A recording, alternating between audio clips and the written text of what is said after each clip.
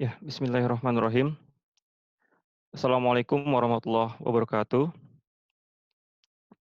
Innal hamdalillah nahmaduhu wa nasta'inuhu wa nastaghfiruh wa na'udzu billahi min shururi anfusina wa min sayyiati a'malina. May yahdihillahu fala mudilla lahu wa may yudlil fala hadiyalah. Asyhadu an la ilaha illallah wahdahu la syarikalah wa asyhadu anna Muhammadan abduhu wa rasuluh la nabiyya ba'dah. Alhamdulillahirabbil alamin. Pertama-tama marilah kita panjatkan puji dan syukur kehadirat Allah Subhanahu wa taala yang alhamdulillah di hari Sabtu ini ya, di ha cuaca yang sangat cerah, kita masih diberikan nikmat, nikmat Islam, nikmat iman, serta nikmat sehat, sehingga kita bisa bergabung dalam acara ini. Dan shalawat serta salam selalu tercurah, eee, kepada Nabi besar Muhammad SAW yang dengan perjuangan beliau, dengan kesabaran beliau menyebarkan ajaran tauhid, sehingga kita, bisa mengenal Islam dan Islam bisa dikenal di seluruh, penjuru penjuru dunia. Terima kasih kepada para, sahabat-sahabat semua, Mas, Mbak, yang telah, bergabung di kajian, online awal tahun yang diselenggarakan oleh KMI Kansai. Terima kasih atas, meluangkan waktunya di hari libur ini. Semoga hadirnya kita di sini bisa menjadikan amal baik dan bertambahnya juga ilmu kita. Sebelum kita beranjak ke acara inti, alangkah lebih baiknya kita bersama-sama buka acara ini dengan membaca basmalah. Bismillahirrahmanirrahim. Baik, sebelumnya izinkan saya untuk memperkenalkan diri terlebih dahulu. Nama saya Saiful Hudri, biasa dipanggil Hudri, dan saat ini saya, tinggal di Osaka, dan saya diberikan tugas untuk, menjadi moderator pada sesi acara ini, pada sesi satu ini. Dan kajian online awal tahun ini mengangkat tema besar, yaitu Hijrah Milenial 2, menyiapkan pemuda penebar kebaikan dari perspektif sirah nabawiyah. Dan pada sesi pertama ini, subtema yang diangkat atau dipaparkan adalah mengenai permasalahan umat atau qadhiyatul ummah. Seperti kita ketahui bahwa saat ini begitu banyak hal yang menjadi problematika umat, khususnya pada bangsa kita dan secara global di seluruh dunia yang menyangkut yang dihadapi oleh umat Islam. Dalam sebuah hadis dikatakan bahwa barang siapa yang mengaku muslim tetapi tidak memperhatikan keadaan umat Islam atau umat muslim, tidak patut ia menyandang gelar muslim. Dan di hadis yang lain pun Rasulullah SAW mengatakan bahwa ada suatu masa di mana keadaan kaum muslimin bagaikan buih di lautan. Jumlahnya begitu banyak, tetapi tidak berdaya untuk menghadapi sapuan air di sekelilingnya. Buih itu hanya bisa mengikuti saja terhadap gelombang air yang di sekelilingnya.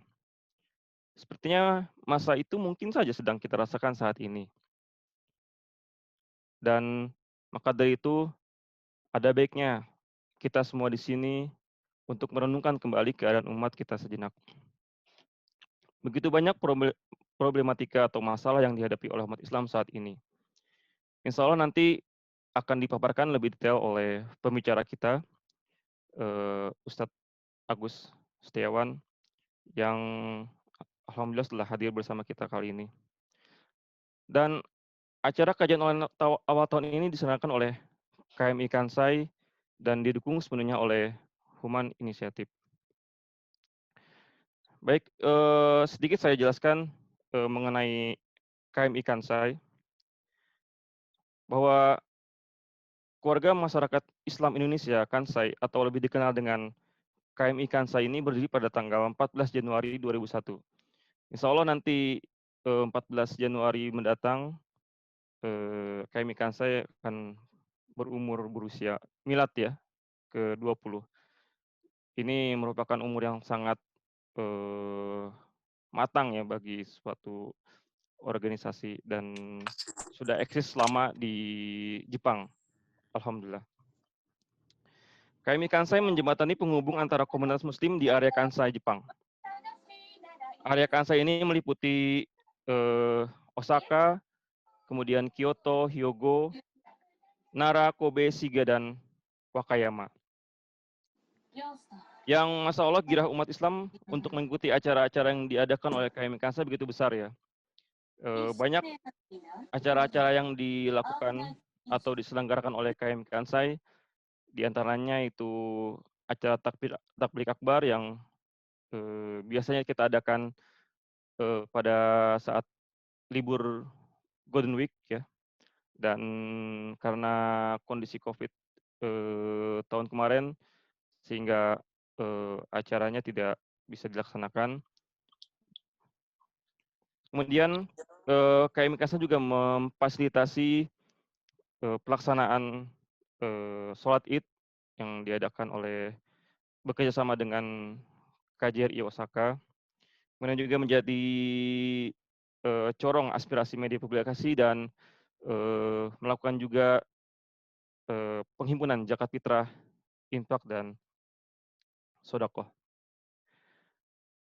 Baik, kajian itu sekilas tentang KMI Kansai, dan perlu saya informasikan bahwa kajian ini akan direkam, kemudian nanti akan diupload di channel YouTube KMI Kansai.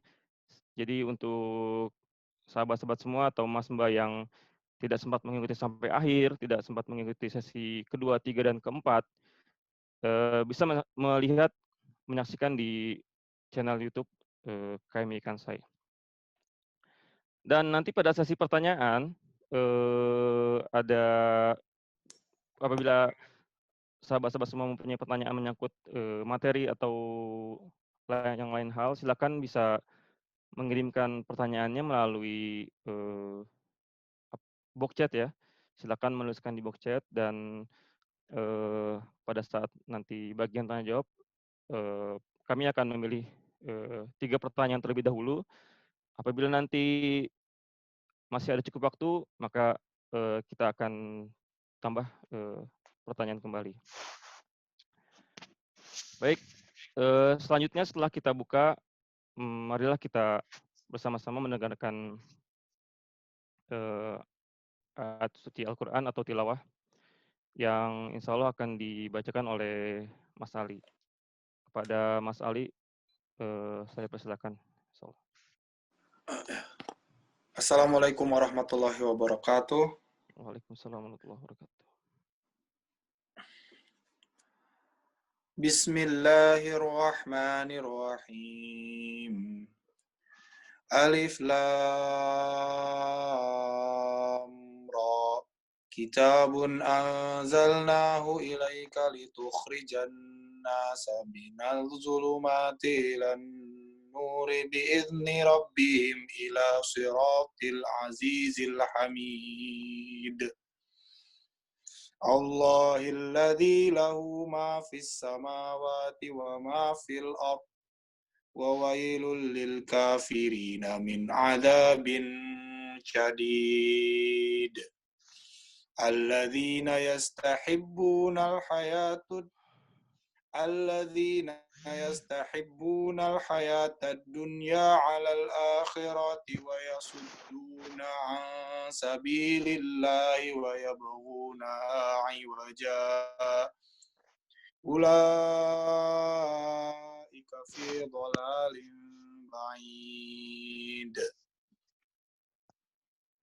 Wa ma arsalna min rasulin illa bilisani qaumihi liyubayyina lahum fayudhillullahu man yasha wa yahdi man yasha wa huwal azizul hakim. ولقد أرسلنا موسى بآياتنا أن أخرج قومك من الظلمات إلى النور وذكرهم بأيام الله إن في ذلك لآية لكل صبار شكور. Sadaqallahul azim. Dengan nama Allah yang Maha Pengasih lagi Maha Penyayang. Alif Lam Ra, kitab yang kami turunkan kepada Muhammad agar engkau mengeluarkan manusia dari kegelapan kepada cahaya terang benderang dengan izin Tuhan mereka menuju jalan Tuhan yang Maha Perkasa, Maha Terpuji.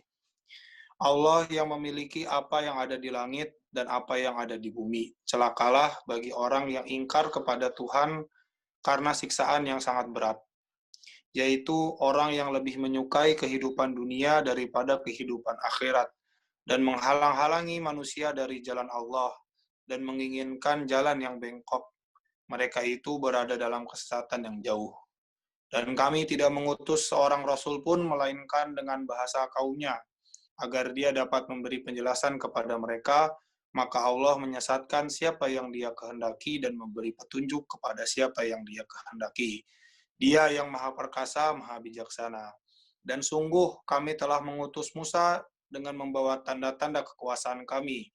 Dan kami perintahkan kepadanya, keluarkanlah kaummu dari kegelapan kepada cahaya terang benderang, dan ingatkanlah mereka kepada hari-hari Allah. Sungguh pada yang demikian itu terdapat tanda-tanda kekuasaan Allah bagi setiap orang penyabar dan banyak bersyukur. Maha benar Allah dengan segala firman-Nya. Assalamualaikum warahmatullahi wabarakatuh. Waalaikumsalam warahmatullahi wabarakatuh. Jazakumullah khair kepada Mas Ali yang telah membacakan tilawah suci Al-Quran. Semoga bisa menyejukkan hati kita dan bisa menambah keberkahan dalam acara pengajian kita kali ini. Baik, alhamdulillah telah hadir bersama kita pembicara pada hari ini, yaitu Ustadz Agus Setiawan. Sebelumnya saya ingin menyapa beliau terlebih dahulu. Assalamualaikum warahmatullahi wabarakatuh, Pak Ustadz. Waalaikumsalam warahmatullahi wabarakatuh. Apa kabar, Pak Ustadz? Alhamdulillah sehat. Alhamdulillah sehat ya, Pak. Ya, alhamdulillah Pak Ustadz setelah 2 hari yang lalu ya mengisi acara di Tsukuba juga ya. Betul. Jadi Alhamdulillah. hari-hari ini memang di Jepang nih.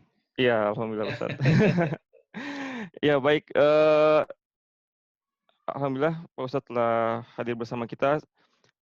Dan sebelum memasuki acara inti, akan saya bacakan terlebih dahulu kurikulum vitae beliau.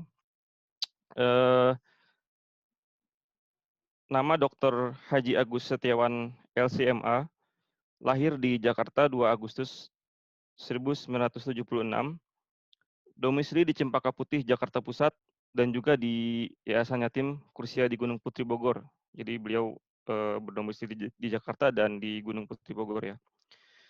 Riwayat pendidikan S1 di Al-Azhar University Kairo, kemudian melanjutkan S2 di Islamic University Sudan, spesialisasi analisa hadis, dan menyelesaikan program doktor di UKM ya, Universitas Kebangsaan Malaysia, dalam bidang fikih hadis. Beliau telah berdakwah di 27 negara, diantaranya di Amerika, kemudian di Belanda, Jerman, di benua Eropa ya, kemudian di Timur Tengah juga, di Arab, di Qatar, di Kuwait, dan di Asia, di Jepang, Korea Selatan, kemudian di Malaysia, Thailand, dan lain-lain. Profesi beliau saat ini yaitu sebagai Dewan Syariah Lajnat IZI atau Inisiatif Zakat Indonesia, kemudian Direktur Sekolah Tinggi Ilmu Al-Quran Al-Mutazam Kuningan, Jabar, dan Ketua Yayasan Asnawiyah Bogor, Jawa Barat. Dan banyak buku-buku yang telah ditulis oleh beliau, diantaranya adalah Alam Jin dan alam Al-Quran dan Sunnah. Kemudian obrolan dari Taman Surga, salju di tengah gurun, sepenggal kisah dari Bukhara, pesan Rasulullah SAW untuk generasi ahli surga, fikih zakat kontemporer, kontroversi imunisasi, fikih kedokteran gigi, surga sebelum surga sesungguhnya, dan penebar pelita di 5 benua. Ya, itu tadi kurikulum kita dari Ustadz Agus Setiawan ya. Alhamdulillah, Masya Allah, sudah banyak memberikan tulisan penanya ya. Dan untuk kali ini beliau akan mengisi di sesi pertama dengan tema tadi, subtema tadi yaitu problematika umat. Salah untuk mempersingkat waktu, langsung saja kita menuju acara inti yaitu tausiah dan ceramah yang akan disampaikan oleh Ustadz Agus Setiawan. Tafadhol Ustadz Agus Setiawan, saya persilakan waktu dan tempatnya. Nanti pemaparannya sebanyak 45 menit, setelah itu ada tanya jawab sekitar waktunya 20 menit. Baik, Salam insyaallah. Ustadz. Terima kasih. Saya izin mulai. Bismillahirrahmanirrahim. Assalamualaikum warahmatullahi wabarakatuh. Alhamdulillahilladzi arsala rasulahu bil huda wa dinil haq liyudhhirahu 'ala ad-dini kullihi wa kafa billahi syahida. Nashhadu an la ilaha illallah wa nashhadu anna Muhammadan 'abduhu wa rasuluh. Allahumma salli wa sallim wa barik ala nabiyyina Muhammad wa ala alihi wa sahbihi wa man sara ala nahjihi wastanna bi sunnatihi ila yaumiddin. Qala Allah azza wa jalla fi kitabihil karim, a'udzu billahi minasy syaithanir rajim. Al-yauma akmaltu lakum dinakum wa atmamtu 'alaikum ni'mati wa raditu lakumul Islam madina. Sadaqallahul azim. Hadirin hadirat para perindu surga Allah Subhanahu wa taala, tiada kata yang pantas kita lantunkan di siang hari waktu di Jepang ataupun di pagi jelang siang waktu di Indonesia, melainkan ucapan syukur alhamdulillah. Betapa sayangnya Allah kepada kita. Betapa banyaknya nikmat dan karunia yang Allah limpahkan kepada kita. Saat pandemi ini Allah masih memberikan sehat kepada kita. Allah masih memberikan kesempatan umur bagi kita. Allah Subhanahu wa taala menyindir kepada kita dalam surat Fatir ayat 47. A'udzu billahi minasyaitonir rajim. Awalam nu'ammirkum ma yatadzakkaru fihi man tadzakkar. Dalam surat Fatir ayat 47 ini Allah berfirman, bukankah kami telah memanjangkan umur kalian yang cukup bagi kalian untuk berfikir, bagi mereka yang mau untuk berfikir. Allah Subhanahu wa taala berikan kesempatan waktu, Allah masih percayakan hidup bagi kita, apalagi di saat pandemi ini sebenarnya cukup bagi kita untuk berfikir betapa banyaknya nikmat yang Allah anugerahkan kepada kita. Lalu kita juga melihat ternyata belum sebanding dengan amal yang kita lakukan. Karena itulah saya mengajak kepada kita semuanya, kepada hadirin hadirat para perindu surga semuanya, selagi kita baru di tanggal kedua di tahun 2021 ini, coba kita rencanakanlah kebaikan-kebaikan, kita rencanakanlah amal-amal yang akan kita torehkan di tahun ini. Mudah-mudahan Allah Subhanahu wa taala membimbing kita semuanya dan Allah Subhanahu wa taala memberikan ridho atas usaha dan amal kita. Salawat teriring salam tidak lupa kita haturkan kepada panutan kita Nabi Muhammad sallallahu alaihi wasallam. Sosok yang istimewa. Kalau dengan manusia biasa, biasanya tumbuh rasa cinta kalau kita pernah berjumpa. Kalau kita pernah berinteraksi, oh orangnya baik, orangnya asik, enak, ya. Timbul rasa simpati, cinta. Tapi dengan Nabi Shallallahu Alaihi Wasallam, subhanallah, kita belum pernah berjumpa dengan beliau, kita belum pernah bertatap muka dengan beliau, tapi Allah titipkan rasa cinta di hati kita. Bahkan kerinduan yang begitu mendalam Kita berharap mudah-mudahan yang hadir di sini semua ikut kajian pada kesempatan siang hari ini, ataupun yang nanti akan menyaksikan di YouTube, semuanya dikumpulkan oleh Allah Subhanahu wa Ta'ala bersama dengan Nabi Sallallahu Alaihi Wasallam di surganya. Amin ya Rabbal Alamin. Hadirin hadirat para perindu surga Allah Subhanahu wa Ta'ala, saya diamanahkan untuk berbicara tentang qadaya ummah, ya, yang diterjemahkan dengan permasalahan umat atau problematika umat. Ya. Hadirin hadirat para perindu surga Allah Subhanahu wa Ta'ala, kalau kita berbicara tentang problematika umat, maka mirip kalau kita, seperti kita bermain Rubik. Ya. Bagaimana warna-warni tersebut diacak dan kemudian kita berusaha untuk menyatukan warna-warna yang sama. Artinya, permasalahan umat ataupun problematika umat ini cukup kompleks. Dan nanti yang perlu untuk kita bahas di akhir adalah bagaimana untuk kemudian bisa memecahkan permasalahan ini. Bagaimanakah solusi daripada permasalahan ini? Hadirin hadirat para perindu surga Allah Subhanahu wa Ta'ala, yang pertama ingin saya sampaikan adalah kalau kita berbicara tentang sejarah, maka dari mulai Nabi Sallallahu Alaihi Wasallam, dari mulai Nabi Muhammad Sallallahu Alaihi Wasallam, bagaimana beliau memulai dakwah tahun 570 Masehi atau tahun 1 kenabian. Ya. Dan beliau wafat tahun 623 Masehi. Selama 23 tahun, capaian-capaian yang dilakukan oleh Nabi Muhammad SAW sangat luar biasa. Bagaimana Islam sudah sampai kepada daerah-daerah yang bukan saja Mekah dengan Madinah. Kita baca dalam sirah bagaimana Nabi SAW kemudian juga menyebarkan para sahabat untuk berdakwah ke tempat-tempat yang lain, seperti berdakwah ke Yaman, berdakwah ke Bahrain, dan lain sebagainya. Makanya, kalau kita membaca tentang sirah Nabawiyah, ada satu konsep yang menarik yang disampaikan oleh Syekh Munir Ghadban dalam kitabnya Al-Manhaj Al-Haraki. Apa sih yang dimaksud dengan manhaj haraki? Kenapa Syekh Munir Ghadban kemudian menggunakan istilah manhaj haraki dalam sirah Nabi? Beliau mengatakan bahwa kita harus melihat bagaimanakah fase-fase yang dilakukan oleh Nabi Sallallahu Alaihi Wasallam dalam menegakkan ataupun membumikan syariat dalam masyarakat. Beliau kemudian menceritakan tentang fase-fase ini sangat-sangat bagus untuk kemudian diambil dan juga dijadikan pedoman kepada kaum muslimin.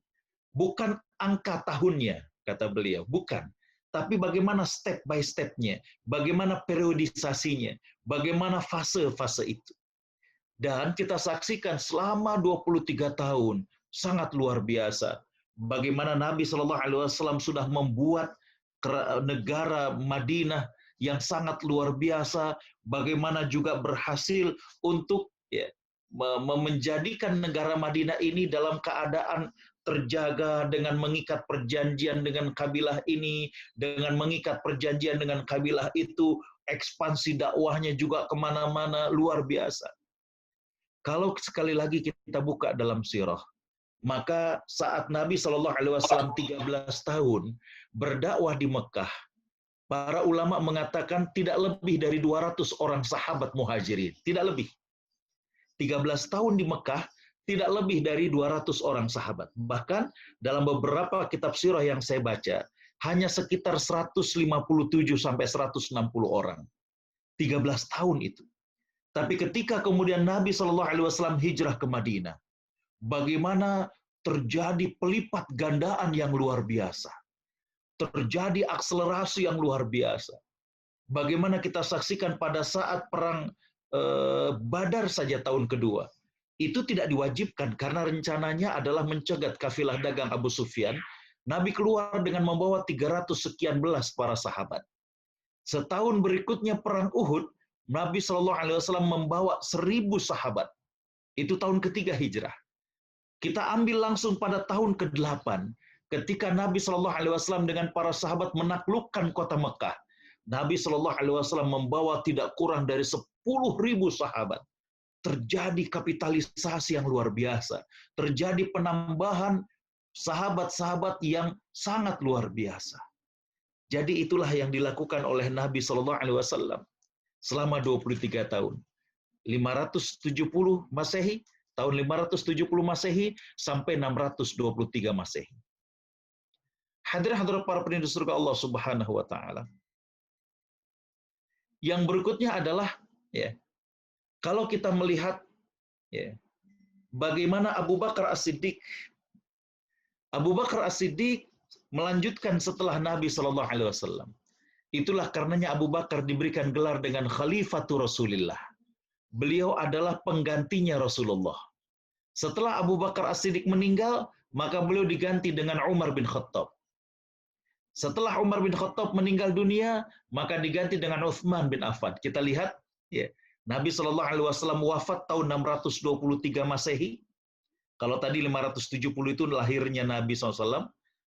Nabi SAW wafat tahun 623 Masehi, sedangkan Abu Bakar As-Siddiq wafat tahun 634 Masehi. Kemudian Umar bin Khattab, kemudian Utsman bin Affan, kemudian Ali bin Abi Thalib. Kemudian setelah Khulafa Ar-Rasyidin, maka kemudian ada Bani Umayyah. Setelah Bani Umayyah ada Bani Abbasiyah, dan inilah hadirin khotal iman rahimakumullah, dari Bani Abbasiyah kepada Bani Utsmaniyah. Bani Utsmaniyah dari 1517 Masehi sampai 1924 Masehi. Subhanallah. Kita lihat, nah inilah yang disebut dengan Al-Khilafah Ar-Rasyidah. Bagaimana dari Nabi Shallallahu Alaihi Wasallam kepada Abu Bakar As-Siddiq, kepada Umar bin Khattab, kepada Utsman, kepada Ali, kemudian berganti kepada Bani Umayyah. Kemudian, setelah kemudian Bani Umayyah, hadirin khotal iman rahimakumullah, kita saksikan bagaimana Bani Abbasiyah. Setelah kemudian Bani Abbasiyah, Bani Utsmaniyah. Bani Utsmaniyah sampai 1924, dan disitulah hadirin khotal iman, setelah 1924, maka ini yang menjadi fokus dan tujuan daripada kaum muslimin. Setelah kemudian Khilafah Utsmaniyah, Empire Ottoman di Turki, kemudian dibubarkan, kemudian dihapuskan oleh Kemal Atatürk, maka umat bagaikan anak ayam kehilangan induknya. Inilah yang kemudian menjadi permasalahan yang dihadapi oleh umat. Jadi hadir-hadir para penduduk surga Allah Subhanahu wa taala, inilah fase bagaimana sejak zaman Nabi Shallallahu Alaihi Wasallam sampai Empire Ottoman itu adalah Khilafah Ar-Rasyidah. Bagaimana kepemerintahan Islam yang sangat-sangat luar biasa baiknya, sejahtera, dirasakan bagaimana keadilannya. Ketika Islam sedang jaya, kita dapatkan bagaimana George kedua, Raja Inggris, Galia, Swedia, Norwegia saat itu, sempat mengirimkan surat kepada Khalifah Hisham ketiga. Subhanallah. Isi suratnya ini beliau mengatakan, kami telah mendengar tentang kemajuan yang dicapai oleh lembaga-lembaga ilmu pengetahuan dan industri di negeri Paduka yang makmur. Subhanallah, kita lihat. Bagaimana King Georges itu mengakui bahwa Islam sudah maju. Islam sudah memiliki industri-industri. Maka apa yang beliau katakan di sini? Besar harapan kami. Putra-putra kami bakal baik, suri tauladan Paduka dalam menyebarluaskan ilmu pengetahuan di negeri kami yang dilingkungi kebodohan di seluruh penjurunya.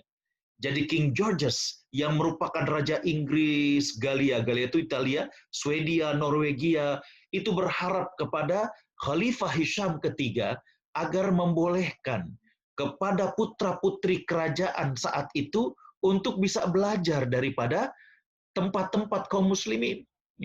Dan di sini beliau mengatakan, sebagai pimpinan rombongan, kami menunjuk putri saudara perempuan kami, Duben, ya, dan harapan kami agar ia dan teman-temannya bisa mendapatkan perhatian, perlindungan, pendidikan kepada mereka. Subhanallah. Kita saksikan bagaimana saat itu begitu diakui secara keilmuan, hal-hal yang lain, sampai kemudian hadirin khotal iman rahimakumullah, kita lihat bagaimana mereka ingin agar putra-putri mereka itu bisa belajar kepada kaum muslimin. Ya. Nah, lihat, bersama putri kami yang masih kecil, kami kirimkan cenderamata yang tidak berharga kepada paduka yang mulia, tertanda dari pelayanmu yang patuh. Subhanallah. King George kedua, raja yang menguasai bukan hanya Inggris, tapi juga Galia, Swedia, Norwegia, itu mengakui tentang bagaimana kemajuan Islam pada saat itu.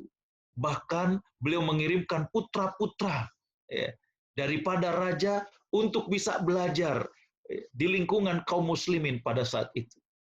Dan sebagai etikat baik dari beliau, beliau mengirimkan cenderamata dan beliau mengatakan di sini adalah dari pelayanmu yang patuh. Subhanallah. Bagaimana kemudian kita bisa mengembalikan izah seperti ini? Bagaimana kita bisa mengembalikan kemuliaan seperti ini? Ya. Tertanda George kedua. Baik. Hadirat para perindu surga Allah Subhanahu wa taala. Kalau kita melihat tentang dunia Islam saat ini, mestinya ya, kalau kita lihat dunia Islam itu, mestinya kalau kemudian bisa bersatu, kalau kemudian tidak ada permasalahan, ini akan sangat luar biasa. Tapi apa yang terjadi? Umat Islam pada saat ini menghadapi berbagai masalah. Coba lihat, ya. Al-wuqu' fi amradil ummah as-sabiqah. Ternyata kondisi saat ini umat Islam terjerembab dalam penyakit umat yang terdahulu. Jadi berada pada permasalahan yang hampir-hampir mirip dengan permasalahan terdahulu. Apa saja? Ya. Yang pertama adalah amrad asyubhah. Ya. Yang kedua adalah amrad syubhat. Ini adalah penyakit permasalahan-permasalahan yang berkaitan dengan kerancuan dalam berpikir, kerancuan dalam beragama. Yang pertama adalah al-ummiyah. Al-ummiyah ini adalah buta terhadap Al-Qur'anul Karim. Tidak mengerti bagaimana petunjuk Al-Qur'anul Karim. Kita saksikan bagaimana Islam mengajarkan agar lemah lembut dengan orang beriman, tegas dengan orang kafir. Islam mengajarkan bagaimana berukhuwah. Islam mengajarkan bagaimana cepat merespon daripada seruan Allah Subhanahu wa taala. Tapi ternyata banyak yang tidak ngerti tentang seruan-seruan Al-Qur'anul Karim. Al-ummiyah, buta terhadap Al-Qur'an. Permasalahan yang kedua adalah juz'iyatul iman. Terjadi parsialitas daripada pemahaman mereka, pemahaman yang parsial daripada Islam, tidak komprehensif, tidak menyeluruh, tidak melihat Islam sebagai satu kesatuan yang utuh. Ketika di masjid kajian, ketika di masjid bagaimana sholatnya begitu rajinnya, tapi ketika kemudian di kantor, udahlah, jangan bawa-bawa agama, jangan bawa-bawa Islam di kantor. Terjadi parsialitas. Bagaimana kemudian juz'i, pemahaman-pemahaman yang parsial. Ya. Yang ketiga, permasalahan adalah al-iqtinan bi ghairi manhajillah. Ya. Terpukau dengan konsep yang bukan dari manhaj Allah. Melihat, wah kayaknya ini keren. Ya. Bagaimana kesetaraan gender. Tidak tahu bahwa ternyata karena ini merupakan buatan manusia. Manusia yang memiliki syahwat, yang kalau tidak dibimbing oleh Allah yang menciptakannya, maka terjadilah kekacauan. Tadi dibacakan oleh Mas Khudri, bagaimana saya berdakwah ke Amerika, berdakwah ke Australia, Di sana terjadi krisis ekonomi. Dan sebelum krisis ekonomi, yang terjadi adalah krisis demografi. Kenapa terjadi krisis demografi? Karena jumlah kelahiran di sana, angka kelahirannya sangat-sangat minim. Dan yang banyak adalah bertambah setiap tahunnya adalah angka-angka pensiun. Bisa dibayangkan, kalau kemudian yang lahir sedikit dan yang pensiunan tiap tahun bertambah banyak, maka allowance, dana pensiun dari negara itu sangat-sangat besar yang harus diberikan kepada rakyatnya. Kenapa demikian? Karena mereka banyak yang tidak mau menikah. Atau banyak yang hidup serumah, tapi mereka tidak mau untuk punya anak. Apakah ini yang kemudian menjadikan umat kemudian terpukau? Wah, kayaknya hebat, maju, dan lain sebagainya. Jadi, permasalahan umat yang ketiga adalah al-iqtinan bighairi manhajillah. Terpukau dengan manhaj selain Allah Subhanahu wa Ta'ala. Yang berikutnya adalah al-hajru. Permasalahan umat yang berikutnya adalah mereka mengabaikan Al-Quranul Karim. Allah Subhanahu wa Ta'ala menceritakan kepada kita bagaimana Al-Quran mengatakan inna qaumi ittakhadhu hadzal qur'ana mahjura. Bagaimana mereka menjadikan Al-Quran terasing. Al-Quran dibaca, Al-Quran dilombakan, tapi yang sayangnya adalah bagaimana nilai-nilai Al-Quran tidak dijadikan pedoman dalam hidup. Ini yang kemudian menjadi permasalahan daripada umat. Permasalahan-permasalahan berkaitan dengan asyubhah, kerancuan berfikir. Yang berikutnya adalah amrod asyahwah. Kalau tadi syubhat berkaitan dengan kerancuan dalam berfikir, kerancuan dalam pemahaman, kalau ini adalah berkaitan dengan syahwat manusia, berkaitan dengan keburukan jiwa manusia. Di sini ada banyak, dari mulai fasik, banyak melakukan dosa besar, ini orang fasik. Al-kibr, bagaimana kemudian sombong. Umat sulit untuk disatukan, karena masing-masing merasa yang paling benar, masing-masing kemudian merasa yang paling berharga, paling berkontribusi. Yang berikutnya az-zulmu, terjadi kezaliman-kezaliman. Bagaimana kezaliman terhadap masyarakat, kezaliman kepada orang-orang miskin, kezaliman kepada orang-orang yang rendah dan teraniaya, kezaliman. Penyakit yang berikutnya, permasalahan yang berikutnya adalah al-kadzib, dusta. Subhanallah. Bagaimana umat sering kemudian ditipu, diiming-imingi, dan lain sebagainya. Kemudian juga adalah kathratul ma'asi. Betapa banyak terjadi degradasi moral. LGBT, korupsi, penyimpangan, dan lain sebagainya. Banyak kemaksiatan yang terjadi. Bagaimana menyebar luasnya khamr, bagaimana semaraknya riba, la haula wala quwata illa billah. Jadi kembali bahwa umat menghadapi masalah-masalah dan penyakit-penyakit yang pernah terjadi pada masa-masa yang sebelumnya. Allah Subhanahu wa Ta'ala menjelaskan kepada kita, A'udzu billahi minasyaitonir rajim. Wa'adallahu alladhina amanu minkum. Wa'adallahu alladhina amanu minkum wa 'amilus shalihat la yastakhlifannahum fil ard kama stakhlafal ladzina min qablihim. Allah Subhanahu wa Ta'ala berjanji kepada orang-orang yang beriman dan melakukan amal soleh. La yastakhlifannakum fil ard, pasti kami akan menjadikan kalian khalifah. Pasti kami akan menempatkan kalian di muka bumi ini. Kama stakhlafal ladzina min qablikum, sebagaimana Allah Subhanahu wa Ta'ala pernah mempercayakan kepada orang-orang sebelum kalian. Lihat kalimat di sini adalah alladzina amanu minkum wa amilus shalihat. Bagaimana keluar dari permasalahan-permasalahan yang ada dengan amanu wa amilus shalihat. Kalau kita lihat generasi sahabat di masa Nabi Shallallahu Alaihi Wasallam, juga tidak kalah berbeda. Bagaimana mereka menghadapi masalah-masalah berkaitan dengan akidah dan tauhid. Kita saksikan bagaimana masyarakat Mekah, mereka menyembah berhala, mereka mempercayai hal-hal yang dikatakan musyrik dalam agama kita. Begitu juga pada saat Nabi Shallallahu Alaihi Wasallam hijrah ke Madinah, bagaimana mendapati masyarakat di sana, khususnya orang-orang Yahudi, adalah orang-orang yang biasa dengan sistem ribawi.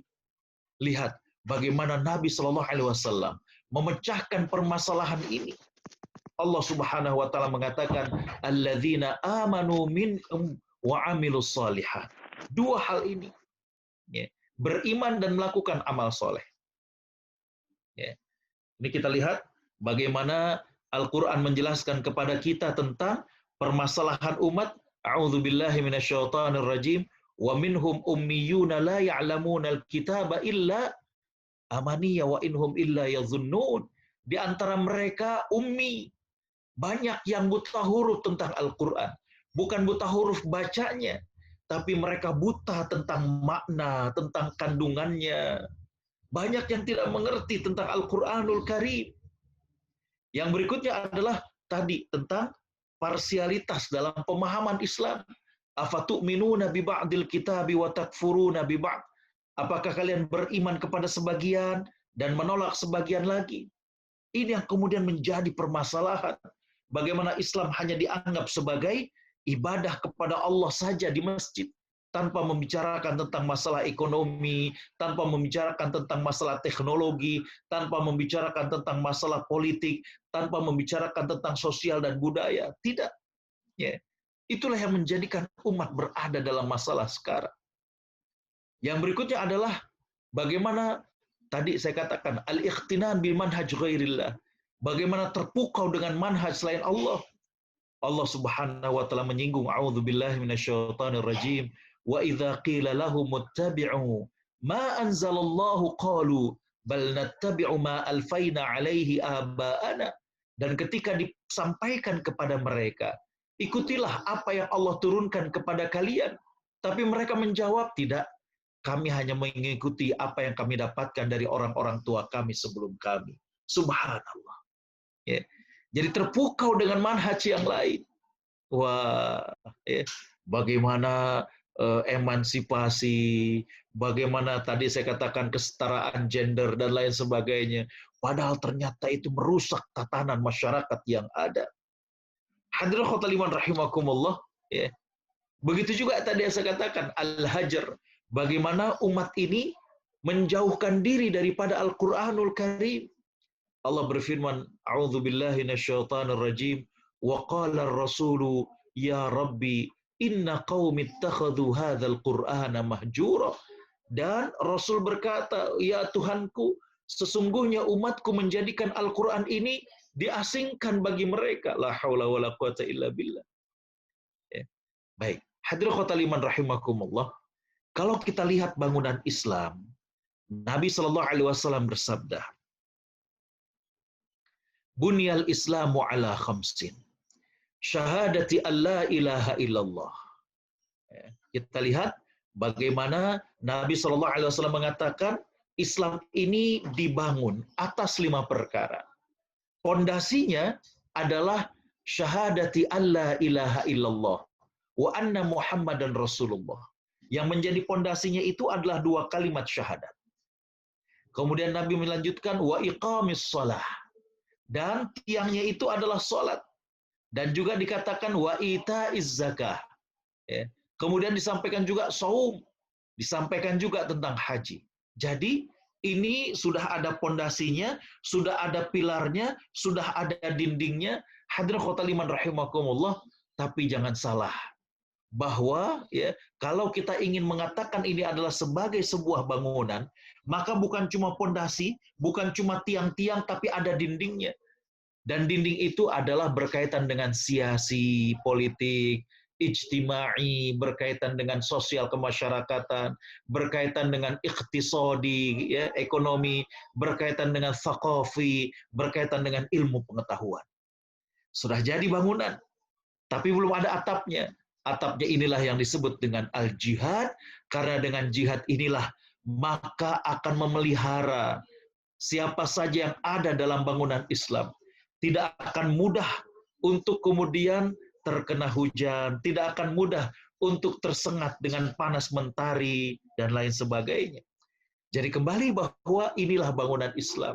Pondasinya adalah 2 kalimat syahadat, tiang-tiangnya, dindingnya, dan juga atapnya. Inilah yang kemudian harus kita sampaikan kepada masyarakat, bahwa solusi dari permasalahan yang ada adalah bagaimana kita bisa kembali kepada Islam dengan pemahaman dan juga dengan apa yang dilakukan oleh Nabi SAW dengan para salafus saleh. Hadirin khotbah liman rahimakumullah, tapi lihat, Nabi SAW bersabda, la yunqadanna 'ural islami 'urwatan 'urwatan. Tapi nanti akan terlepas ya, tali temali Islam satu helai, satu helai, satu helai. Dan Nabi mengatakan wa awwaluhunna naqdan al-hukmu. Dan yang paling pertama hilang daripada ikatan Islam itu adalah hukum. Ya. Yang pertama kali lepas itu adalah hukum Islam. Dan yang paling terakhir adalah sholat. Artinya, kalau sholat sudah dilalaikan oleh umat, la haula wala quwata illa billah. Karena itu merupakan tiang yang paling terakhir. Itu merupakan benang yang paling terakhir yang mengikat daripada Islam. Hadirin para penduduk surga Allah Subhanahu wa taala, nih lihat ya. Aduh, ini bangunan tersebut akan hancur ketika kemudian. Kembali tadi ayat Allah Subhanahu wa taala dalam surat An-Nur, bahwa Allah Subhanahu wa taala akan menyelesaikan masalah ini dan mengembalikan Islam kepada kejayaannya adalah alladzina amanu minkum. Yang kedua, wa amilus shalihat. Apa yang dimaksud dengan alladzina amanu minkum di sini? Dalam ayat tersebut Allah Subhanahu wa taala mengajarkan kepada kita untuk amanu, bersama-sama, berjamaah, kolektif. Sulit kalau sendiri-sendiri. Kita ingin agar Islam ini jaya, kita ingin menyelesaikan permasalahan umat, tapi sendiri tidak bisa, sulit. Kita harus kemudian bersinergi. Nah, itulah kata kuncinya. Sinergi. Berjamaah, kolektif, bareng-bareng. Dan yang kedua adalah wa'amilus shalihat. Amilus shalihat ini selain kita kolektif, ada juga amal jama'i. Kerja bersama-sama, bukan sama-sama kerja. Ya. Hadirin khotbah liman rahimakumullah, inilah 2 syarat yang Allah Subhanahu wa taala sampaikan kepada kita, bahwa untuk Allah kembalikan kepada kita kemuliaan Islam yang berada di tangan kita, sebagaimana pernah Allah titipkan kepada generasi sebelum kita, adalah kita bersama-sama berjuang, dan yang kedua adalah melakukan amal jamaah. Nah, ini kata kuncinya. Dan hadirin khotbah liman rahimakumullah, bagaimana untuk kemudian kolektif, bagaimana untuk kemudian beramal jama'i, inilah perlunya yang disebut dengan tarbiyah. Imam Malik rahimahullah, beliau mengatakan lan yasluha akhir hadhil ummah illa bima saluha awwaluha. Ya. Imam Malik mengatakan tidak akan beres urusan akhir zaman ini kecuali dengan bagaimana generasi pertama membereskan masalah ini. Bagaimana generasi pertama? Kita lihat ya.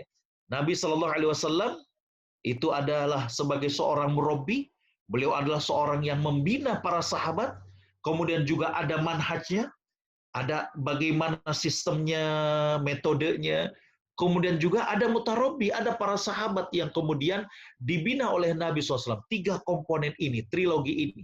Adanya yang membina, adanya yang dibina, dan kemudian ada manhaj atau sistemnya. Nih, saya sampaikan, hadirin khotbah liman, 3 hal ini yang kemudian ingin mencapai hadaf ataupun tujuan, yaitu bagaimana ya, mengangkat kemuliaan Islam dan juga menyelesaikan permasalahan-permasalahan umat. Saya hadirkan di sini kalau kita buka dalam sirah, Nabi Shallallahu Alaihi Wasallam menunjukkan betapa pentingnya pembinaan untuk menyelesaikan masalah-masalah yang ada di umat. ketika para sahabat sudah semakin banyak yang memeluk Islam, Nabi melihat bahwa pembinaan para sahabat ini adalah hal yang mendesak. Maka beliau kemudian memutuskan untuk melakukan pembinaan kepada para sahabat di rumah Arqam bin Abil Arqam Al-Makhzumi. Dijadikanlah rumah Arqam bin Abil Arqam sebagai markas dakwah. Imam Ibnu Hisham menjelaskan bahwa kenapa dipilih rumah Arqam bin Abil Arqam, ada beberapa sebab. Di antaranya adalah bahwa rumah tersebut, pintu bagian belakangnya itu kalau dimasuki itu nggak kelihatan dari orang-orang. Nah, ini menarik. Rumahnya itu dekat Bukit Sofa, ya, jadi artinya agak naik, dan kalau kemudian orang masuk ke rumah Arqam bin Abil Arqam melalui pintu belakang, orang-orang nggak ada yang melihat. Ini subhanallah. Yang kedua, alasan dipilihnya tempat Arqam bin Abil Arqam adalah Arqam bin Abil Arqam ini dari kabilah Al-Makhzumi. Dari kabilah Al-Makhzumi. Dan kabilah Al-Makhzumi ini tidak seberapa dekat dengan Bani Hashim atau suku Quraisy. Ya, kalau bisa dikatakan bahkan bermusuhan.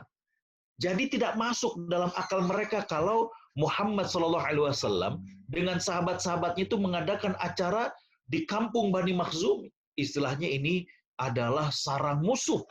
Ya. Jadi ketika dipilihnya rumah Arqam bin Abil Arqam, tidak terbayang dalam otak orang-orang kafir Quraisy bahwa Nabi Muhammad SAW mengadakan pertemuan di sana. Ya. Sebab alasan yang ketiga kenapa dipilih rumah Arqam bin Abil Arqam, Arqam bin Abil Arqam ini usianya masih sangat-sangat muda, remaja, masih belasan tahun. Lihat, Nabi SAW ketika diangkat menjadi Rasul 40 tahun, Abu Bakar beda sekitar 3 tahun dengan Nabi. Artinya umur Abu Bakar 37.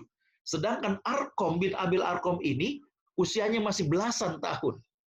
Jadi kembali bahwa secara logika tidak mungkin kayaknya ini Muhammad dengan sahabat-sahabatnya yang umurnya sudah 40 tahun atau 30 lebih, itu untuk kemudian kumpul di rumah anak-anak remaja. Lihat bagaimana Nabi SAW mengajarkan kepada kita, seperti yang tadi dikatakan oleh Imam Malik, nggak akan beres masalah umat pada saat ini, kecuali dengan apa yang telah dilakukan oleh Nabi SAW. Generasi awal ini menyelesaikan masalah dengan pembinaan.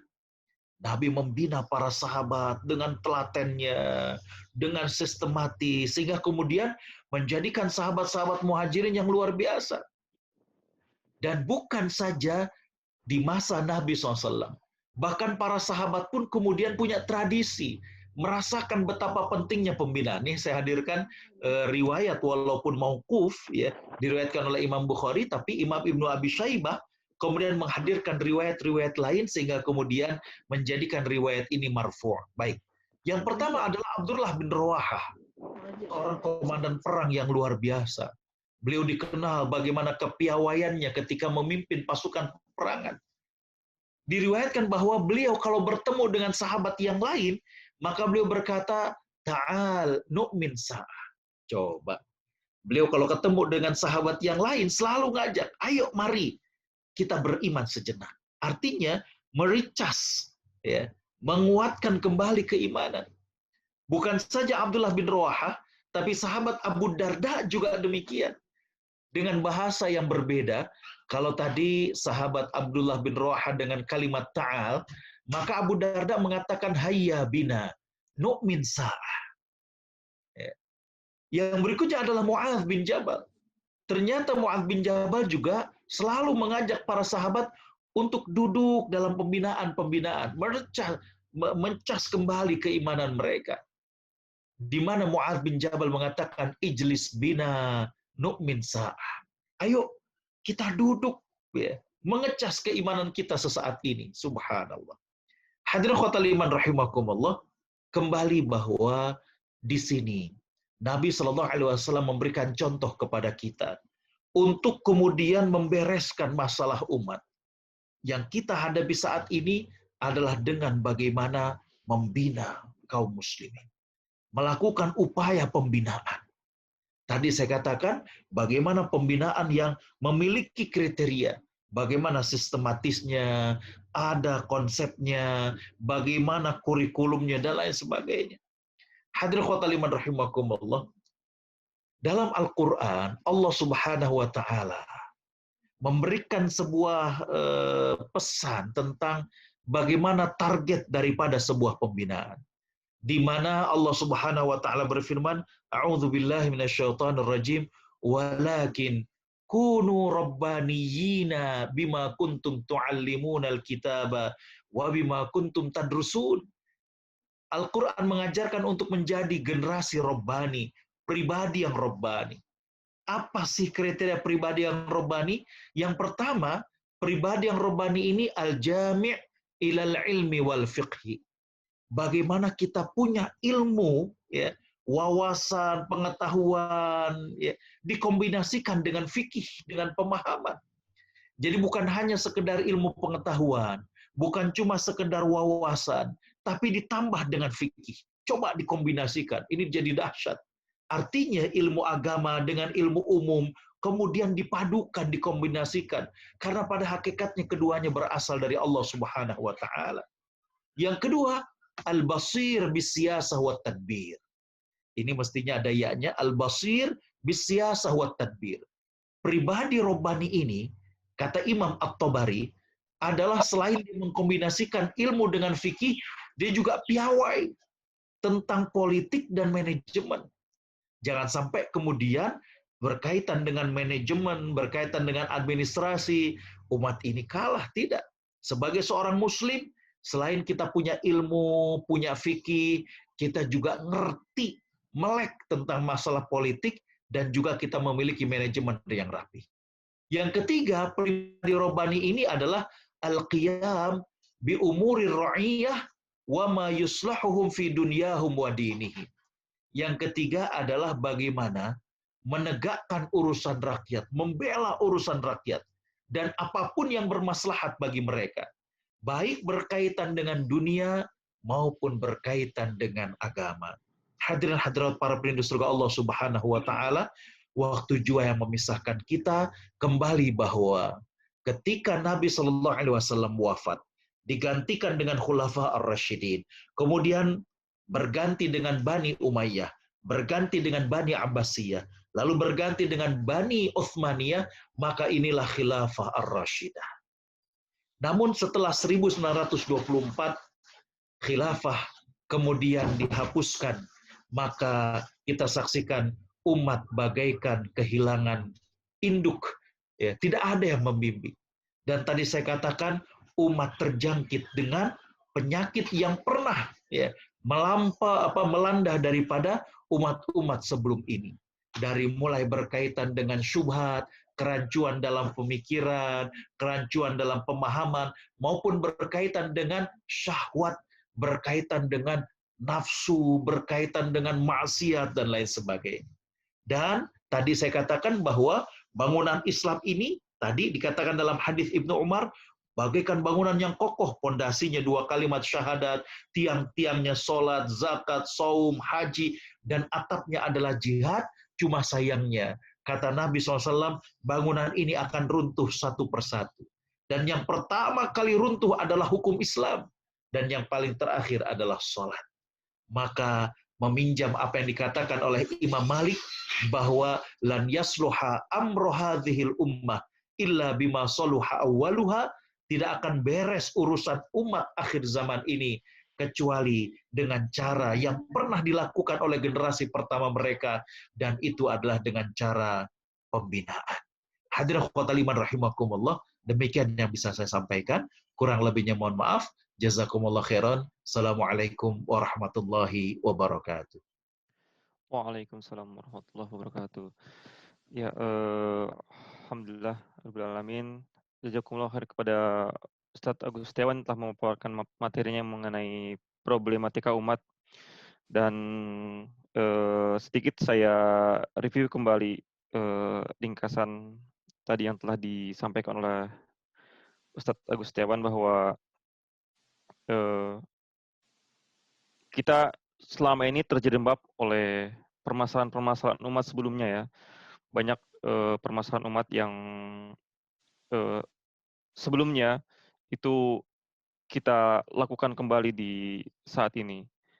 Tadi telah dijelaskan oleh Pak Ustadz, di antaranya adalah as-subah ya, yaitu kerancuan dalam berpikir, bagaimana kita melihat manhaj lain selain atau ideologi lain selain Allah yang membuat kita terpukau dan kita tidak terpisah dari ajaran Islam dan Al-Quran. Kemudian tadi dijelaskan juga ada as-sahwat ya, bentuk-bentuk kejaliman yang dilakukan, kemudian kedustaan yang dilakukan oleh umat Islam sendiri.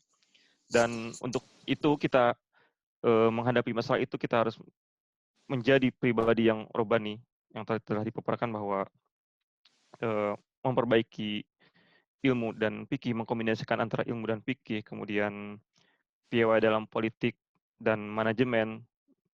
Tadi telah dijelaskan bahwa bangunan dinding itu adalah politik, siasih, kemudian ilmu pengetahuan dan sebagainya, dan menegakkan urusan rakyat. Alhamdulillahirrahmanirrahim.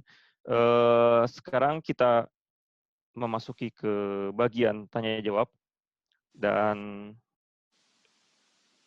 sudah masuk di kolom chat ini ya beberapa pertanyaan-pertanyaan yang telah ditulis oleh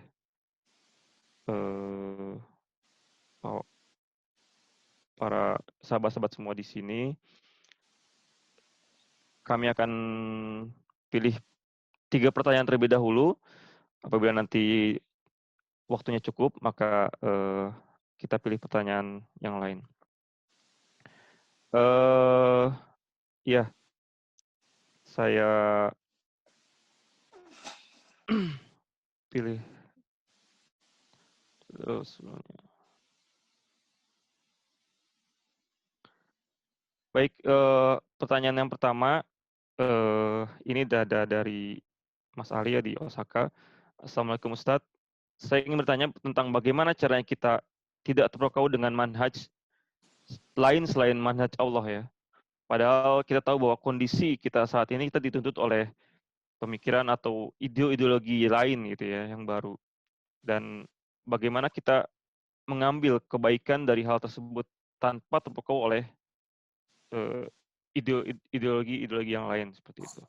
Itu pertanyaan pertama. Kemudian pertanyaan kedua dari Mas Andre di Osaka. Assalamualaikum Ustadz. Saya ingin bertanya bagaimana kondisi umat yang terpecah belah saat ini. Tadi Pak Ustadz menyatakan bahwa banyak umat yang terpecah belah. Kemudian bagaimana kita untuk menyatukan umat ini dan memperbaiki akidah.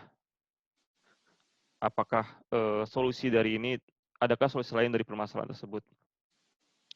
Dan terakhir, pertanyaan dari tidak disebutkan ya. Sarip dari Osaka. Saya ingin bertanya bagaimana pribadi yang robani di nomor 3 tadi Pak Ustadz, menegakkan urusan rakyat. Apakah rakyat yang dimaksud di sini adalah Muslim atau untuk semua orang termasuk kafir? Baik, itu dulu 3 pertanyaan dari sahabat-sahabat di sini. Tafadhol Pak Ustadz, bisa langsung dijawab. Bismillahirrahmanirrahim. Alhamdulillah, salatu wassalamu ala rasulillah. Terima kasih, ini subhanallah ya. Saya lihat partisipan 40-an, tapi pertanyaannya luar biasa banyak ya. Ini partisipan 40-an, mungkin double dengan istri atau triple dengan anak ya. Baik, yang pertama dari Mas Ali ya. Bagus sekali pertanyaannya adalah berkaitan dengan kondisi yang terbuka, bagaimana dengan ideologi-ideologi lain tapi kita nggak terpukau.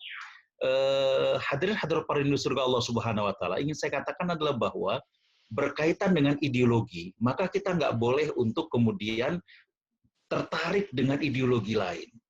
Ya, kita harus yakin bahwa Islam itu adalah agama yang paling sempurna. Yang paling sempurna. Tapi kalau kemudian kita terpukau dengan tradisi, ada kebaikan ini dan itu, it's okay. Ya, misalkan kita terpukau dengan bagaimanakah semangat kerjanya masyarakat Jepang misalnya, it's okay. ya. Atau misalkan kita tertarik dengan bagaimana disiplinnya mereka, it's okay. Tapi kalau sudah yang namanya ideologi, saya boleh katakan, ya, marilah kita coba pelajari lagi tentang ideologi Islam berkaitan dengan akidah, berkaitan dengan konsep, maka kita dapatkan Islam itu adalah agama yang paling sempurna.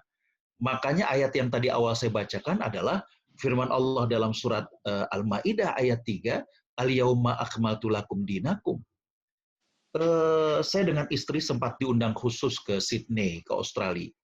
Ketika banyak permasalahan rumah tangga di kalangan masyarakat Indonesia. Jadi pemerintah Australia itu bikin law, bikin undang-undang yang dalam tanda petik mereka ingin berpihak kepada yang lemah, yaitu kaum wanita. Ini kan secara sepintas, bagus sekali. Tapi ternyata dalam tataran aplikasinya, karena yang namanya hukum buatan manusia itu pasti ada celah kekurangannya. Berbeda dengan hukum Allah Subhanahu wa Ta'ala. Case yang terjadi salah satunya begini. Ini case dan ini real story. Jadi ada orang Indonesia, pria, menikah dengan orang Australia yang bule lah katakan. Nah, yang istrinya ini belum pernah ke Bali. Padahal orang Australia itu kalau yang namanya Bali itu udah kayak Jakarta ke puncak gitu ya. Jadi mereka udah banyak yang tahu. Nah, ini dia belum pernah. Dia pun kemudian ngajak suaminya untuk holiday ke sana. Tapi suaminya baru pindah kerja, jadi nggak bisa cuti. Akhirnya kata suaminya, udahlah, kamu kalau memang mau holiday ke Bali, nanti saya kontakkan, saya hubungkan dengan teman di Bali. Biar nanti dia yang prepare semuanya, dia nganter-nganter dan lain sebagainya. Singkatnya, ketika istrinya ke sana dijemput oleh temannya dan la haula wala quwata illa billah, justru terjadi hal yang tidak diinginkan. Aduh, subhanallah. Dan ketika istrinya kembali ke Australia, apa yang terjadi? Istrinya ini calling visa teman suaminya. Diajak kemudian ke Australia. Tinggal bareng coba. Kata sang suami kepada saya, bagaimana saya sebagai seorang muslim, Ustadz? Jangankan sebagai muslim, sebagai orang timur saja. Ketika istri calling visa kepada seorang laki-laki dan ngajak tinggal satu rumah, maka saya marah. Nah, ketika saya marah, saya hanya memegang lengannya, ya, dan kemudian bertanya, apa-apaan ini? Jadi dipegang ininya nih, dipegang bahunya, dan kemudian saya bertanya, apa-apaan ini? Ketika kemudian melihat tangannya merah, maka kemudian dilaporkan ke polisi oleh istrinya. Dan suaminya kena ya, hukum yang melanggar tentang kekerasan dalam rumah tangga. Ya. Karena dianggap melakukan kekerasan dalam rumah tangga, maka suaminya tidak boleh mendekati istri dengan jarak 100 meter. Coba. Sekarang istrinya berdua dengan laki-laki yang bukan mahram. Maka akhirnya dia kemudian, nggak bisa saya biarkan. Saya ceraikan istri saya. Apa yang terjadi? Ternyata setiap bulan, setiap dia gajian, justru dia dipotong gajinya untuk allowance kepada istri dan 2 anaknya. Coba, ibarat sudah jatuh, tertimpa tangga. Istrinya tinggal di rumah yang dulu dia beli dengan laki-laki yang merupakan temannya tanpa ada ikatan, karena di sana nggak ada masalah tanpa ikatan. Ya. Yang penting tidak ada pemaksaan. Sedangkan dia gajinya dipotong, tidak boleh ngedekatin anak, tidak boleh ngedekatin rumahnya, bahkan dikeluarkan dari rumah. Apakah ini yang disebut dengan keadilan? Awalnya, ya, seolah-olah adalah ingin membela kaum perempuan. Ternyata, karena ini adalah buatan manusia, ada kelemahannya. Maka saya katakan, kita nggak usah terpukau dengan ideologi lain selain daripada ideologi Islam. Pelajari Islam dengan baik, dan kemudian kita akan bangga bahwa Islam itu nggak ada celah kekurangannya sama sekali. Tapi kalau kemudian kita terpukau tadi dengan kemajuan teknologi, ya, dengan tradisi, nah itu yang it's okay. Dalam sebuah hadis dikatakan al-hikmah dhalatul mu'min anna wajadaha fahuwa ahaqqu biha. Hikmah, kebaikan, baik itu berkaitan dengan teknologi, tradisi. Kalau ada yang baik, itu merupakan hikmah daripada orang yang beriman, dan di mana saja dia mendapatkan, maka dia berhak untuk mengambilnya. Demikian saya kira, tapi kalau berkaitan dengan ideologi, no way. Hanya Islam yang ini. Baik, yang berikutnya dari Mas Andre. Ini bagus sekali ya berkaitan dengan untuk menyatukan umat. 3 tahun yang lalu, Mas Andre, beberapa ustadz-ustadz besar gitu ya, kumpul di Jakarta. Saya ikut ya, saya tidak merasa satu, saya anak bawang lah gitu. Almarhum Ustadz Arifin Ilham, Agi, dan luar biasa dari para dai maupun dari para praktisi yang punya semangat keislaman yang bagus. 3 tahun yang lalu kumpul, dan satu saja pertanyaannya yang kita bahas, dan itu hampir 2 jam kita bahas. Ustadz-ustadz ini jadwalnya padat sekali, ya kan? Nyari jadwal ustadz itu kadang untuk tahun depan itu kita harus book beberapa waktu sebelumnya. Tapi yang jadi pertanyaan waktu itu dalam diskusi itu adalah bagaimana dengan umat? Kok umat masih begini-begini saja? What's wrong? Apa yang salah dengan dakwah kita? Jadwal luar biasa. 1 hari dari mulai subuh, kajian duha, kajian zuhur, dan lain sebagainya. Tapi umat kok begini-gini saja? Ya. Nah, jawabannya satu, Mas Andre. Ternyata kita para ustadz ini nggak pernah berkoordinasi.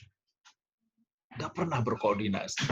Jadi, saya katakan untuk menyatukan umat, ya tadi, bagaimana bersinergi saja. Saya nggak ngasih usul yang besar-besar, Mas Andre.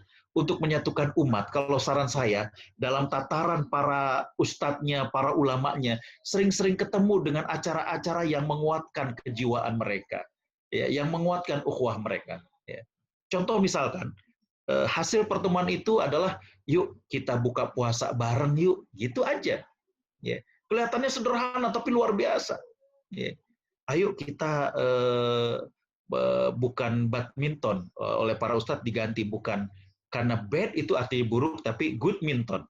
Kita ganti bukan badminton tapi good minton. Jadi main tenis meja bareng. Ya, jadi situ kemudian gimana nih Muhammadiyah nih? Oke, jadi bisa gitu, enak. Terus NU nih gimana? Jadi dengan suasana yang nggak formal ya dan lain sebagainya ya. Jadi salah satu usul saya adalah untuk menyatukan umat, para pemuka-pemuka agamanya ini coba kumpul di acara-acara yang tidak terlalu formal, kemudian ya sersan lah, serius tapi santai. Ya. Dan itu beberapa kali kita lakukan. Dulu masih ada yang Habibi, kita juga suka kumpul. Cuma ketika pandemi ini sudah hampir setahun kita nggak pernah kumpul lagi. Ya. Dan saya masih ingat kita di MUI sempat membuat code of conduct, Mas. Bagaimana nota kesepakatan agar terjadi ukhuwah. Saya ingat ada 9, ada 4 berkaitan dengan pribadi, dan beberapa itu berkaitan dengan ormas. Misalnya, antar ormas tidak perlu kemudian saling menyalahkan, menyudutkan, tapi tunjukkan saja prestasi dalam melayani umat, dan lain sebagainya. Itu bisa dilihat hasil keputusan kita waktu itu di MUI dalam sidang di kantor MUI beberapa tahun yang lalu. Ya, jadi saya kira pendekatannya itu adalah memperbaiki ukhuwah, dan langkah praksisnya kayak tadi, sering-sering kumpul lah dengan hal-hal yang sederhana seperti ini. Ya. Kumpul misalnya di pesantren Ustadz Anu, ya, di sana kita makan nasi kebuli, ngobrol, ya, sambil kemudian nyantai, ini gimana nih jadinya? Kok sikapnya ormas ini begini, atau coba Buya begini. Ya, jadi itu suasananya lebih nyantai lah, gitu ya saya kira. Kemudian yang terakhir itu dari siapa tadi ya? Dari Sarip di Osaka, Pak Ustadz. Syarif di Osaka. Iya. Oh, yang Randy Syarif ini ya? Oke, baik. Hadirin khotal iman rahimakumullah, berkaitan dengan makna Rabbani, ya, yang ada dalam surat Ali Imran dan ditafsirkan oleh Imam At-Tabari. Jadi tadi 3 kriteria Rabbani itu adalah penafsiran dari Imam At-Tabari. Al-Jami' bainal ilmi wal fiqhi dan lain sebagainya. Kemudian poin ketiga adalah ya, bagaimana kemudian bisa mengatur, berkontribusi terhadap urusan rakyat. Di sini pertanyaannya ada, apakah termasuk orang kafir? Iya, termasuk orang kafir. Ya, termasuk orang kafir. Bagaimana kemudian ketika kita mendapatkan amanah untuk kemudian berada di sektor publik, maka memberikan pelayanan yang terbaik, memberikan hal yang maslahat, bukan saja kepada muslim, tapi juga kepada orang-orang kafir. Saya kira demikian. Wallahu a'lam. Iya, jazakumullah khair Ustadz atas jawabannya. Eee, Silakan untuk, teman-teman rekan-rekan yang ingin bertanya langsung, ini masih ada waktu kita sekitar kurang lebih 5 menit ya, 5 menit sampai 7 menit. Silakan yang ingin bertanya langsung bisa mengaktifkan speaker-nya kalau memang ada. Kalau Ya, atau Assalamualaikum. oh ya, waalaikumsalam warahmatullahi wabarakatuh. Silakan, sebutkan, nama dan tinggal di mana. Ya, Silakan. terima kasih, Saiful Hudri. Ya, Assalamualaikum Ustadz. Waalaikumsalam warahmatullahi wabarakatuh. Ya, nama saya Muhammad Akhlak. Posisi sekarang ada di Hyogo, Kasai. Masya Allah. Alhamdulillah bisa hadir pada hari ini di tempat yang baik dan pembicaraan yang insya Allah kita bisa ambil manfaatnya dari obrolan hari ini. Saya singkat ke pertanyaan yang saya tanyakan, Ustaz, yaitu tadi dijelaskan beberapa simpul bagaimana menyikapi sebelum masuk ke simpul-simpul berikutnya, mulai dari hukum sampai sholat, ini menyiapkan diri sebagai umat Islam. Ini sebelum kita masuk ke simpul berikutnya, apa yang kita harus kuatkan, Ustaz? Mulai dari tauhid tadi, mulai dari ilmu-ilmu yang lain, perkara apa yang terpenting kita harus pegang teguh, Ustadz, untuk sebelum kita masuk ke fase berikutnya atau simpul berikutnya sampai ke simpul sholat. Mungkin itu, Ustadz. Terima kasih. Assalamualaikum warahmatullahi wabarakatuh. Waalaikumsalam warahmatullahi. Terima kasih Mas Arak. Silakan Pak Ustadz untuk dijawab. Bismillahirrahmanirrahim. Alhamdulillah, salatu wassalamu ala rasulullah. Terima kasih. Pertanyaannya bagus sekali ya. Hadirin hadirat para perindu surga Allah Subhanahu wa taala. Ya. Maka tadi dari awal saya mengatakan merumuskan tentang permasalahan umat ini bagaikan kita main Rubik ya. Dari warna-warni tersebut bagaimana kemudian kita perlu untuk melihat manakah yang lebih mendesak ya. Ada sebagian yang mengatakan masalah umat ini yang paling mendesak itu ekonomi. Coba lihat, ekonomi umat atau ekonomi masyarakat, ekonomi negara dipegang oleh non-muslim. Ada yang mengatakan begitu. Ada juga yang mengatakan bahwa enggak, masalah umat yang paling mendesak itu adalah teknologi. Kita sekarang menggunakan teknologi punya siapa? Ada yang mengatakan begitu, betul nggak? Ada juga yang ketiga mengatakan enggak, masalah umat itu bukan masalah ekonomi, bukan masalah teknologi, tapi masalahnya persatuan, kita nggak bisa bersatu. Ada nggak yang mengatakan begitu? Ada. Ya. Ada juga mengatakan bahwa masalah umat itu bukan masalah ekonominya, bukan masalah teknologinya, bukan masalah persatuan, tapi masalah politik. Kita kalau nggak berkuasa begini terus, dizalimi terus. Ada nggak yang begitu? Maka tadi saya katakan, bagaikan kita main Rubik, atau mohon maaf, sekali lagi mohon maaf, bagaikan orang buta yang kemudian meraba gajah untuk kemudian mendeskripsikan gajah itu kayak apa sih? Ya.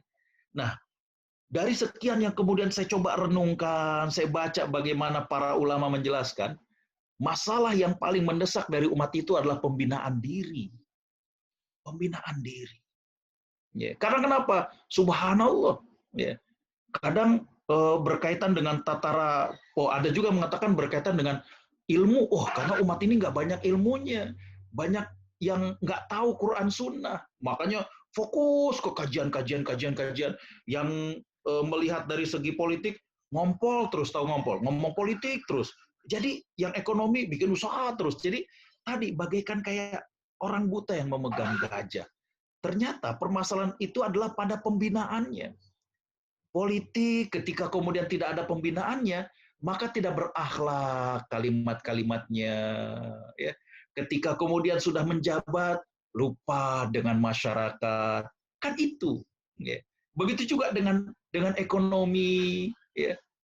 Mohon maaf, saya ada kajian di Los Angeles dan juga dengan live streaming seperti ini.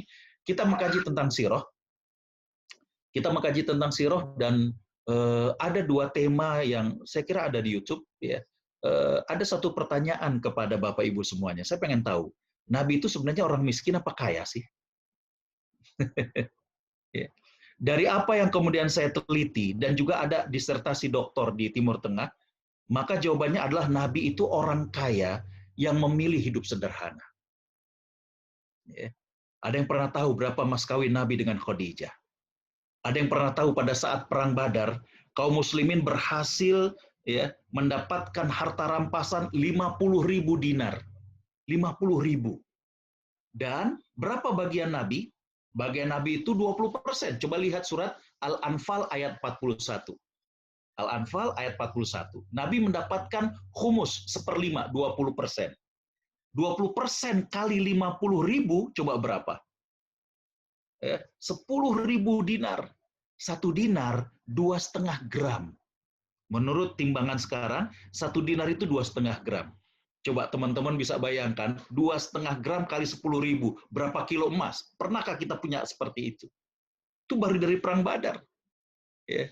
Pernahkah kita baca dalam sirah, Nabi itu punya kendaraan? Mohon maaf, saya beberapa kali ke Jepang, jarang teman-teman yang punya kendaraan ya, karena parkir mahal dan lain sebagainya. Nabi itu punya kendaraan bukan hanya dari segi unta, untanya aja ada berapa? Ada koswa, yang namanya koswa, ada yang namanya abba, dan lain sebagainya. Itu baru dari unta. Belum dari segi kudanya, belum dari segi keledainya. Dan Nabi juga punya unta yang diperah. Nah, jadi kembali bahwa Nabi itu adalah pribadi yang kaya tapi memilih sederhana. Yang kedua, yang dibahas waktu itu oleh saya adalah kita sering mendengar bagaimana kisah kedermawanan para sahabat. Betul nggak? Bagaimana dermawannya Utsman bin Affan, bagaimana dermawannya Abdurrahman bin Auf. Betul? Tapi yang jarang kita bahas adalah ini para sahabat nyumbang segitu, emang kerja mereka apa? Pernahkah kita kemudian terpikir, loh terus ini para sahabat ini kerjanya apa? Nabi setelah dilantik menjadi seorang rasul, kerjanya apa? Ya. Nah, yang lebih menarik lagi adalah ketika Nabi tadi saya katakan hijrah ke Madinah, di Madinah itu kan orang-orang Yahudi menggunakan sistem riba. Apa yang dilakukan oleh Nabi sehingga kemudian bisa memberantas riba? Nah, kita sekarang ini sering mengatakan, ayo, masyarakat anti riba, masyarakat anti riba. Tapi konsep itu nggak kita lakukan. Memberantas riba itu bukan dengan akad saja, bukan dengan mudharabah, murabahah, tidak. Tapi ada yang disebut dengan sosial hukum. Bagaimana merubah hukum tersebut dan secara sosial itu disiapkan. Jadi kembali, ya, kembali kepada pertanyaan tadi, hal yang sangat mendesak dari masalah umat ini adalah bagaimana pembinaan. Pembinaan itu yang lengkap, baik sakofahnya, perilakunya, baik juga berkaitan dengan fisiknya. Ya. Jadi kembali bahwa ini yang kemudian sangat-sangat mendesak dan harus segera untuk kemudian kita lakukan. Saya kira itu, wallahu a'lam. Ya, alhamdulillah, terima kasih Pak Ustadz atas jawabannya. Kita masih ada waktu sekitar 5 menit lagi. Satu pertanyaan lagi nggak apa-apa Ustadz ya? Baik. Ini ada satu pertanyaan lagi dari, mungkin singkat saja ya, dari Abdurrahman ya. Oh, Mas Abdul mungkin ini ya. Di sini beliau tanya bahwa Rasulullah SAW benar-benar teladan yang baik dalam segala aspek kehidupan, akidah, tata cara ibadah, bermasyarakat, bermuamalah, hingga aspek politik kenegaraan. Namun melihat kondisi sekarang, penafsiran ulama dan umat Islam dalam meneladani Rasulullah SAW menjadi bias karena banyak perbedaan pendapat dan umat yang awam, khususnya seperti kita pemuda saat ini ya bingung ya, banyak terjadi perbedaan sendiri gitu dalam menyikapi permasalahan yang ada saat ini. Bahkan akhirnya apatis gitu terhadap permasalahan itu. Dan munculnya akidah Islam yang sesat, kemudian menyikapi maksiat, pemimpin yang terintegrasi nggak adil, seperti itu Pak Ustadz. Sebagai contoh, ada yang hanya menonjolkan kelemahan kelembutan Rasulullah, namun mengabaikan ketegasannya dalam menindak kesalahan dan akidah dan ibadah yang diteladani oleh Abu Bakar. Bagaimana cara kita mendapatkan bimbingan yang benar dalam meneladani Rasulullah SAW? Silakan Pak Ustadz. Bismillahirrahmanirrahim. Alhamdulillah, salatu wassalamu ala Rasulillah.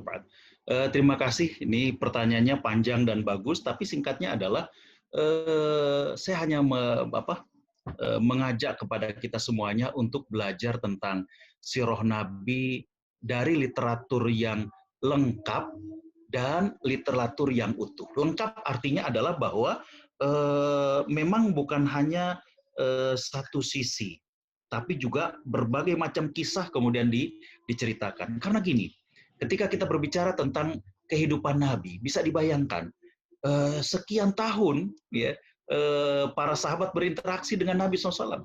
Maka tentu kita perlu untuk mengumpulkan literatur-literatur ya. Kalau tadi dicontohkan banyak yang membahas tentang kelemah lembutan Nabi dan tidak membahas tentang ketegasan Abu Bakar. Dalam kajian di Los Angeles juga saya katakan bahwa Nabi itu selain lemah lembut, Nabi juga tegas. Ya. Pernahkah Bapak Ibu di sini membaca bahwa Nabi tidak memberikan ampunan kepada beberapa orang saat penaklukan kota Mekah? Ya. Bahkan Nabi melakukan eksekusi hukuman mati di samping Ka'bah. Ya, walaupun yang melakukan adalah Ali bin Abi Thalib dan juga sahabat yang lain. Ya. Jadi dari yang kita baca dalam sirah atau yang sempat didengarkan oleh kita adalah bahwa Nabi mengatakan kepada penduduk Mekah, intoliqu fa antumut tulaqo. Ya. Coba bersurailah kalian, pergilah kalian, maka kalian sudah dibebaskan. Itu yang sering. Tapi kalau kita baca, nggak usah jauh, dalam sirah Ibnu Hisham saja, ya ini termasuk sirah yang cukup lengkap, bagaimana kita dapati ada beberapa belas dari orang yang tidak mendapatkan amnesti dari Nabi SAW. Karena sudah keterlaluan mereka memusuhi Islamnya. Nah ini kan jarang. Ya. Nah dari sekian belas ini ada yang kemudian minta maaf kepada Nabi, minta suaka. Ada yang dimaafkan, tapi Nabi nggak sampai hati untuk melihat mereka. Di antaranya adalah Hindun. Ya, sosok wanita yang mengunyah jantung paman Nabi yang tercinta. Jadi kembali bahwa saran saya baca sirah yang lebih lengkap dan utuh. Utuh itu artinya apa? Bukan hanya kajian ensikh, ya, tapi bisa kita ambil konklusi. Terus kita apa nih yang perlu kita perbuat? Tadi saya katakan bahwa kita sering berbicara tentang dermawannya sahabat. Tapi kan jarang kita mengkaji lebih dalam. Ini sahabat emang kerjanya apa? Kok bisa infaknya luar biasa? Mohon maaf, saya challenge saja kepada teman-teman di Jepang. Kita ketika mau sedekah itu kan kadang mikir-mikir gitu ya. Ini kalau kita dapati orang sedekahnya kayak Utsman, sedekahnya kayak Abdurrahman bin Auf, terus pertanyaannya kerjanya apa? Nah itu kan jarang. Terus suksesnya mereka itu gimana? Coba teman-teman bayangkan, sahabat itu hijrah ke Madinah, itu memiliki masalah ekonomi dan sosial. Apa masalah ekonominya? Nggak ada kerjaan. Nganggur. Masalah sosialnya apa? Nggak punya tempat tinggal. Tapi ternyata dalam sekian waktu, mereka udah jadi pengusaha. Ini kan bisa dibayangkan, mohon maaf, teman-teman yang udah di Jepang, coba berapa tahun ini, gimana gitu. Sisi entrepreneurship-nya kan jarang diungkap. Ya. Begitu juga misalnya kita mengkaji sirah. Kemudian kita masuk tentang kajian parenting. Coba, pernahkah rumah tangga Nabi menghadapi masalah? Jarang diungkap. Padahal itu diceritakan dalam Al-Quran. Oh, bagaimana begini. Nggak usah jauh. Contoh misalkan, ini sekedar PR buat semuanya. Buka saja surat At-Tolak ayat yang pertama. Surat apa? At-Tolak ayat yang pertama. Ya, nanti di rumah setelah jeda ini bisa dibuka. Ya, Allah berfirman gimana? A'udzubillahi minasyaitonirrajim. Ya ayyuhan nabi, idza talaqtumun nisa fatalliquhunna li'iddatihinna wa ahsul iddah. Artinya, wahai Nabi, apabila engkau menceraikan istrimu, maka ceraikanlah mereka di masa iddahnya. Really? Pertanyaan pertama kan gitu. Benar nggak Nabi pernah menceraikan istrinya? Kalau misalkan benar, kenapa? Kalau misalkan tidak terjadi perceraian, terus memang pernah ada masalah apa? Nah itu kan kalau kita kaji lebih dalam, akhi, subhanallah. Ya, kita bisa dapatkan, dan mohon maaf, rumah tangga kita yang hadir di sini pun pasti memiliki masalah. Ya, ada yang masalah dengan pasangannya, ada yang masalah dengan mertuanya, ada yang masalah dengan pendidikan anaknya. Kan itu jarang kita ambil untuk kemudian kita jadi contoh. Jadi saya katakan, belajar sirah itu yang lengkap dan utuh. Ya, saya ada waktu di Perth, diundang ke Perth, itu training bentuknya karena memang nggak bisa ceramah. Tentang prophetic parenting, bagaimana mendidik anak ala Nabi. Kan jarang. kita dapati itu juga. Jadi saran saya gitu aja sederhananya, belajar sirah yang lengkap dan utuh. That's it. Demikian, wallahu a'lam. Baik, alhamdulillah, jazakumullah khair atas jawabannya. Ya, waktu kita sudah habis untuk sesi tanya jawab ini dan ya alhamdulillah telah tadi dipaparkan bersama tentang oleh Ustadz Agustiawan bagaimana qadhiyatul ummah ya, problematika umat yang kita hadapi saat ini dan bagaimana solusi kita bisa berkontribusi terhadap kondisi umat saat ini. Dan nanti kita jeda terlebih dahulu dan akan dilanjutkan di sesi kedua ya Pak Ustadz ya, insya Allah ya. Mudah-mudahan Pak Ustadz nanti bisa mengisi di sesi kedua yang akan dilaksanakan pada pukul 15 nanti. Dan alhamdulillah kita bisa tercerahkan kembali tadi oleh tausiah Ustadz Agustiawan. Baik, terima kasih karena waktu juga yang sudah dibatasi. Dan sebelum kita tutup sesi pertama ini, saya ingatkan kembali bahwa bagi teman-teman atau sahabat yang tidak sempat menyaksikan dari awal, acara ini direkam dan akan di-upload oleh KMI Kansai. Silakan bisa dilihat di channel YouTube KMI Kansai. Baik, acara di sesi pertama ini telah kita selesaikan bersama-sama dan marilah kita tutup sementara sesi pertama ini dengan mengucapkan istighfar terlebih dahulu. Astagfirullahaladzim, astagfirullahaladzim, astagfirullahaladzim. Mengucapkan hamdalah, alhamdulillahirabbil alamin, dan doa kafaratul majlis atau penutup majlis. Subhanaka wa bihamdika asyhadu an la ilaha illa anta astaghfiruka wa atubu ilaik. Terima kasih atas kehadiran sahabat-sahabat semua, Mbak Mas yang telah hadir di kajian online kali ini. Saya selaku moderator mohon maaf apabila ada kekurangan dan kesalahan kata. Alhaqqu min rabbikum wa taqurana minal mumtarin. Yang benar datangnya hanya dari Allah, yang kesalahan dan khilaf datang dari diri saya sendiri. Terima kasih. Jazakumullah khairan katsira atas kehadiran semuanya. Dan saya akhiri, wabillahi taufiq wal hidayah. Assalamualaikum warahmatullahi wabarakatuh.